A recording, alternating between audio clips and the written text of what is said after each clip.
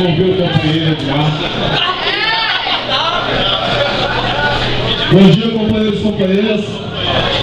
Eu queria fazer a minha fala muito direcionada aos companheiros delegados que estão vindo pela primeira vez aqui no Congresso, aos companheiros que estão nesse Congresso enquanto independente e principalmente também aos companheiros do PSTU com lutas. Primeiro eu queria dizer aos companheiros, o debate está bom aqui na questão do Correio, eu acho o mais importante para a gente discutir, então vou dar uma passada rápida sobre a questão da conjuntura. A gente sabe que a crise de 2008 foi uma crise que pegou lá fora, muito pesado, aqui no Brasil chegou também.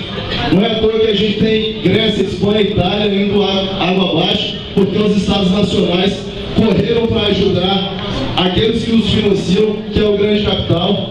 Aqui no Brasil, nesse momento, o grande capital, de maneira malandra, tenta colocar para a gente um período de desindustrialização, que a gente, é mentira que a gente já vive esse período. Pra vocês terem uma noção, a Bosch em Campinas, ano passado, teve o maior lucro da história em 125 anos, mas o grande capital, na onda do que está acontecendo na Europa, tenta colocar para o Brasil que a gente também já está vivendo esse período de desindustrialização, então que é preciso a gente fazer um pacto, a classe trabalhadora fazer um novo pacto, onde a gente sabe que nesse pacto é só a gente que perde. Então a gente, os representantes dos trabalhadores, as correntes políticas, as centrais sindicais, não podem cair nesse jogo.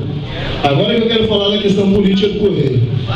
Quero começar dizendo, companheiros, aí não tenho medo de olhar e falar no rosto do seu Zé Rivaldo, que é uma baita mentira dizer que as traições que foram feitas com a nossa categoria, por essa direção da federação, tanto do seu Zé Rivaldo quanto do seu Cantuária, que foram apoiadas pelas bases. Lá no Mato Grosso, o senhor sabe disso, lá no Mato Grosso, e está aqui a direção do sindicato também, que não tem o respaldo da categoria, que ganhou a segunda eleição lá no Mato Grosso do Tapetão. Infelizmente, a gente sabe como foi aprovada o acordo leilão lá no Mato Grosso. Foi feito de maneira traidora, onde tinha numa assembleia muito mais gerentes do que trabalhadores de base, depois os trabalhadores por 3 vezes já terem recusado a proposta na assembleia. Então é uma mentira que está sendo colocada aqui. Nós queremos chamar a unidade, dizer que estão tentando atacar os companheiros que estão construindo esse grande bloco de oposição por medo da articulação de perder o Congresso.